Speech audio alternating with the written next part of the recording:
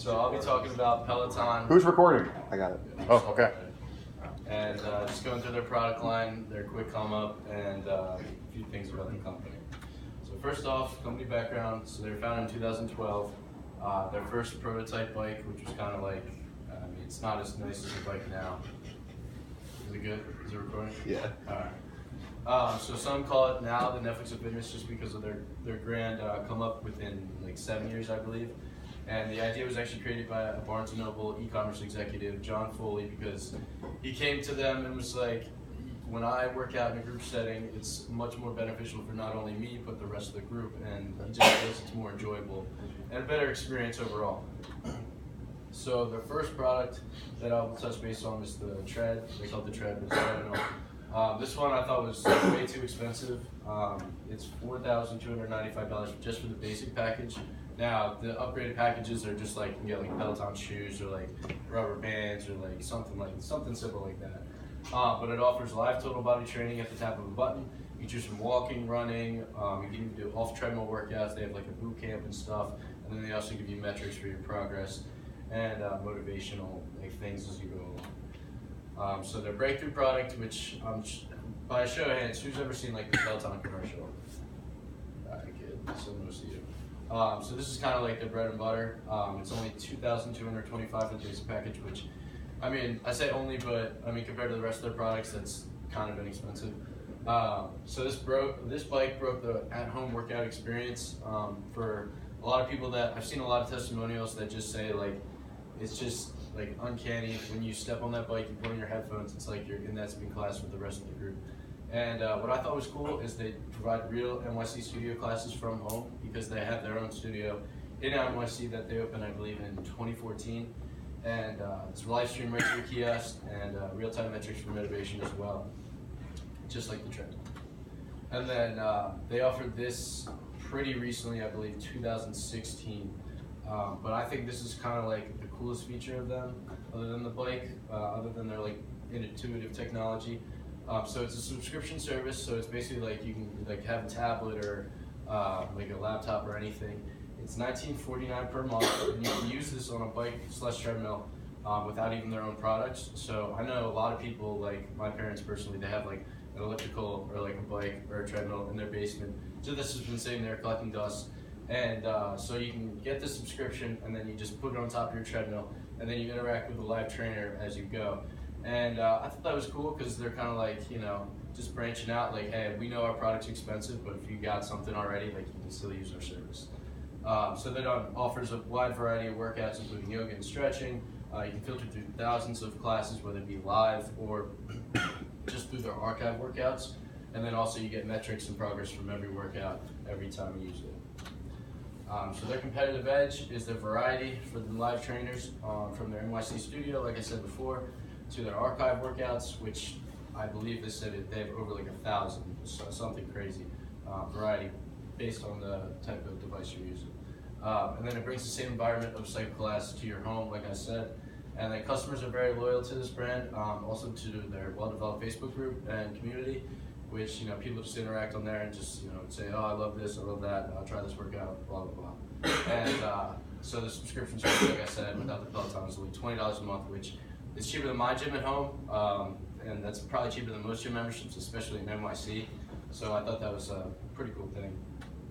So just to timeline their growth. So like I said, they were founded in 2012. They got funded $3.5 million for the idea, plus a $4K initial seed. So they used that money for marketing and, you know, creating commercials and everything, and then they raised another $300,000. And then they made a big jump from 2013 to 14, and they got an additional $10.5 million in funding, which is invested into their bike design, because they had trouble actually meeting the demand of their customers because their bike took so long to actually produce and make. So they invested in their bike design, speed of production, and then they opened their first studio, like I said. And then they took an even larger jump from 14 to 15. They raised over $775 million, plus they had an additional $30 million, or I'm sorry, $75 million is their revenue. They had an additional $30 million in funding, which helped them expand their software engineering, which made the interface for the kiosk probably much more simple, much better for, you know, if it's an elder person, you know, walking the treadmill, it makes it easier for everyone. And then they also focused on their delivery service, and I actually saw that they actually have their own team of delivery people, just not only make the production faster, but to just get it to the customer that much quicker. And then from 2016 to present, they've raised over 300 million. I think I saw a Business Insider article. I don't know if it was 2018. I believe it was 2018. That they got a $300 million funding for their operations, and they also raised 107 million in revenue in 2018. And then in 2016 is when they started their subscription service. So in 7 years, I mean, they went from 3.9 million funding to over 300 million. So clearly they're valued way higher than when they started. And it's just a really quick startup, in my opinion. All right, so discussion. So I asked you guys already, have you ever heard about it, but has anyone ever tried it? Yeah, I mean, I guess we're college kids, we just go to the rec, but. Does anyone's family or parents or cousins know That's one? what I was kind of Do you know anyone that owns a Peloton? Yeah, neither do I. They're pretty expensive. I mean, I think the digital service will really ramp up their exposure within the fitness industry. But so what do you guys think about the company's fast growth, and do you think a bigger company will try and make an improved one, even cheaper one?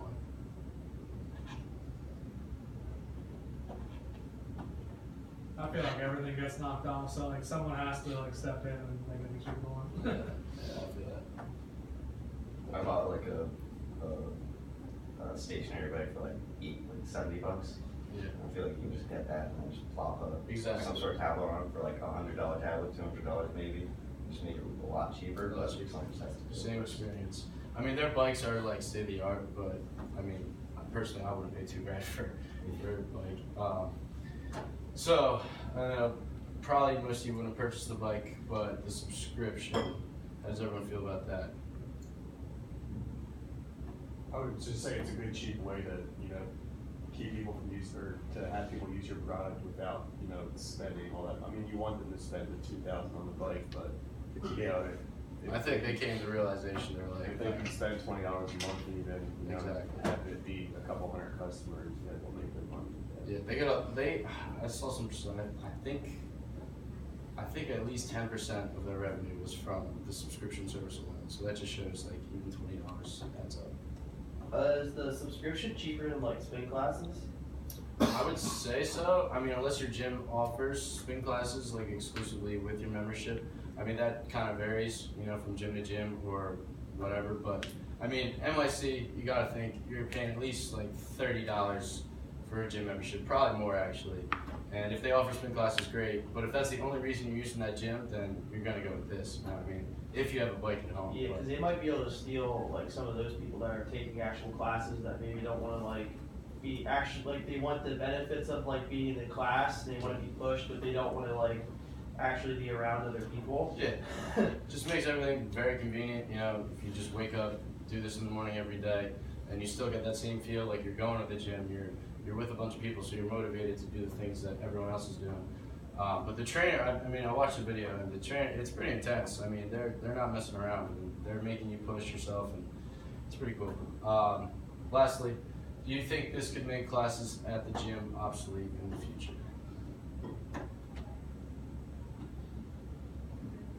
Yeah, because you want to leave your home. Right, exactly. That's the thing for me. Like, if I could just have a home gym, that'd be awesome. I mean, that's obviously a real expense. For people that just do cardio, just on the bike, whatever, this is like game breaker, and that's a lot of people. So, hence why they've had such a good startup. So do you guys see, in 2 and 3 years, when you're making 60, 70, 80K a year, do you see a $2,000 bike being affordable and get on the bike and ride it and have your little Peloton experience in your den? You're gonna have money. You're gonna have enough money to do it. I don't know. You gotta be like really into that stuff. Especially if like the company I work at gives me a free gym. Do you see that being a benefit? Do you think some companies might say we have Pelotons in the break room and now at lunch you can hop on and... I mean, yeah, take advantage of that.